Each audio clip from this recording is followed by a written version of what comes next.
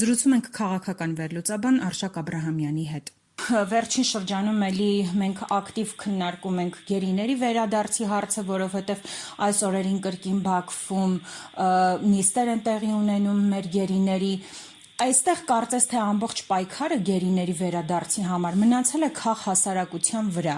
Առհասարակ ինչ կարող է անել քաղհասարակությունը այս հարցում առանց պետության իշխանության աջակցության, եւ այս ֆոնին ինչ է անում իշխանությունը, բացի այն, որ ասում է հարցին ձեռք չտանք, ինչպես որ նախկինում էին ասում, որ միտինգներն են խանգարում օրինակ գերիների վերադարձին եւ այլն։ Իրավացի եք, ձեր հարցը ես կբաժանեմ մի քանի մասի, ուրեմն առաջինը ինչ վերաբերում է քաղաքասարակությանը եւ քաղաքական ուժերին նաեւ ակտիվիստներին, ուրեմն մենք տեսնում ենք, որ վերջի օրերին շատ ակտիվ, հատկապես նաեւ նկարները այդպես տարածելուց հետո, երբ որ մարդիկ արդեն ոչ թե բառացի կարդում էին հոդվածներում, որ խոշտանգել են, այլ իրենց աշխով տեսան այդ պատկերները, խոշտանգված մեր ռազմաքաղաքական ղեկավարության այդ ողջ տեսարանը, բնականաբար իր հոգեբանական այսպես զգացական ֆոնը թողեց եւ մենք տեսնում ենք, որ տարբեր ձևաչափով կազմակերպված դրսևորումներ արտահայտվում են, այսինքն օրինակ Ազատության հրապարականում Անետ Հանդինյանն է հացադու իրականացնում, Արցախում Ռուբեն Վարդանյանի հետ աշխատող Ներսարերը կենտրոնի անձնակազմը, նաև Արտակը Բեգլարյան, Կարմիր խաչի դիմաց տարբեր նամակներ եւ բանը փոխանցում, ԱԳՆ-ի դիմաց են տարբեր հավաքներ լինում, պահանջներ լինում, այսինքն քաղաքասարակությունը, որի միանում են նաև Հայաստանի Հանրապետության ընդդիմադիր ուժերը, մտահոգ քաղաքացիները,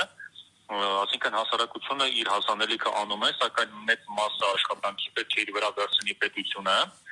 սակայն եթե մենք այսպես ավելի գլոբալ առումով վերցնենք այդ հարցը վերլուծելու, եթե ունենայինք հայրենասեր ղեկավարություն, այս իրավիճակում չէինք լինի, դա առաջինը, եւ երկրորդ, եթե մենք այսօրվա Հայաստանի Հանրապետության իշխանությունները ամբողջ այս իրենց վարվելաձևով հանդերձ փորձենք հասկանալ թե ինչ կարող են նրանք անել, առաջինը նրանք կարող են օգտագործել դիվանագիտական գործիքակազմը, այսինքն արգոս նախարարությունը իր հերթին տարբեր ձևի պահանջներ ներկայացնի ադրբեջանական կողմի նախապայմաններ, այսինքն մինչև ազատ չարձակվեն ռազմաքաղաքական ղեկավարությունը բանակցությունները չշարունակվի կամ ինչպես տարբեր ձևաչափերով հանդիպումներ լինում են, այս ամբողջ հարցը դիվանագիտական հարթակում փորձի շոշափել եւ բերել առաջնային պլան, ոչ թե միայն հասարակությունը հավաքվի ԱԳՆ-ի դիմաց բողոքի ցույցերը իրականացնի, նոր դուրս գան, այսպես կարելի ասել, անատամ հայտարարություն անեն, ոչինչ չասող հայտարարություն, այնուհետև կարող են նաև աջակցություն խնդրել ԱՄՆ-ից, Ֆրանսիայից եւ Եվրոպական միությունից, կարող են նաև աջակցություն խնդրել, փորձել որպեսզի համագործակցության եզրերը գտնեն համաշխարհային կրոնական համայնքի ներգրավման, որովհետեւ վերջի վերջո մենք տեսնում ենք, որ Ադրբեջանը ինչպիսի վայրագություններ է իրականացնում այնտեղ մեր առաջին հերթին հենց այս բայի դրությամբ, եթե վերցնենք հարցին պրոյեկտենք այս իրականության վրա, մեր քրիստոնյա ղեկավարությունն է այնտեղ, իսկ դրան զուգահեռ մենք տեսնում ենք, որ Արցախը օկուպացնելուց հետո Ադրբեջանը ոչնչացնում է մեր բոլոր պատմամշակութային կոթողները, այսինքն համաշխարհային կրոնական համայնքը նույնպես պետք է արձագանքի այս ամեն ինչին։ Վերջում կարելի է նաև բազմակողմանի ներգրավում անել, այսինքն դիմել տարբեր միջազգային կազմակերպություններին եւ իրավապաշտպան եւ մարդու իրավունքների պաշտպանության, ինչպես նաև գերիների նման իրավիճակում գտնվող մարդկանց իրավունքների պաշտպանության համար կան տասնյակ, եթե ոչ հարյուրավոր կազմակերպություններ, բոլորի հետ էլ կարելի է համագործակցել, եթե իշխանությունը, այսինքն ունենա այնքան պատասխանատվություն, որ հասկանա, որ իր քաղաքացիներն են այնտեղ, ոչ թե մտավախություն ունենա, որ կարող են այնտեղից նրանք վերադառնալ եւ որևէ այսպես իրավիճակի վրա ազդել քաղաքասարակության, այսինքն իշխանապողության նպատակով էլ կարող են նրանք մտավախություն ունեն, որ նրանցից որևէ մեկը կարող է քաղաքական այսպիսի հայտ ներկայացնել, սակայն այդպես չի կարելի։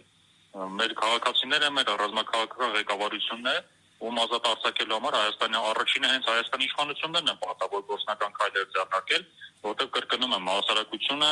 տարբեր կազմակերպություններ, նաև կուսակցություններ ընդդիմադիր կարող են, այո, իրենց գործընկերների հետ, թեկուզ ընդդիմադիր կուսակցությունները տեսնում են, որ հայտարարություններ են տարածում, որ անձնական նամակների կամ անձնական զրույցների տեսքով իրենց միջազգային գործընկերների խնդրում են, որպեսզի ուշադրություն դարձնեն, սակայն այսպես ասած առյուծի բաժինը մեծ մասը աշխատանքների պետք է իր վրա վերցնի գործող իշխանությունը։ Իսկ ինչու չի անում, պարոն Աբրահամյան, որովհետև չի հասկանում իր կարևորությունը այս պարագայում, թե այլ խնդիր կա։ Ես չեմ կարծում, որ նրանք չեն հասկանում իրենց կարևորությունը, որովհետև նրանք արդեն 7 տարի է գտնվում են իշխանության մեջ իսկ դա արդեն բավականաչափ երկար ժամանակ է, որովհետեւ պաշտոնում գտնվող անձը հասկանա իր ձեռքի տակ եղած գործիքակազմը եւ իր վրա դրված պարտականությունները, կարծում եմ նրանք շատ լավ հասկանում են ինչ է իրենցից պահանջվում, սակայն նրանց մեջ երևի որոշակի մտավախություն կա, նաեւ երեկվա մեր երբ որ մենք տեսանք լրատվականներով ադրբեջանական ինչպեսի հայտարարություններ, ինչպեսի ցուցումներ տվեցին ռազմաքաղաքական ղեկավարությունը, մենք հասկացանք, որ որոշակի փակագծեր բացվեցին, դրա վրա այսպես իշխանությունը բնականաբար մտավախություն ունի, որ եթե Ադրբեջանում գերեվարված վիճակում այդպիսի ցուցմունքներ են տրվում, այսպես պատկերացրեք, եթե մեր ռազմաքաղաքական ղեկավարություն լիներ այստեղ եւ այդ բոլոր փակագծերը բացվեր Հայաստանում։ Բնականաբար նրանք մտավախություն են, որ իշխանապողության վտանգը կա, այդ իսկ պատճառով որոշակի այսպես զսպվածություն կամ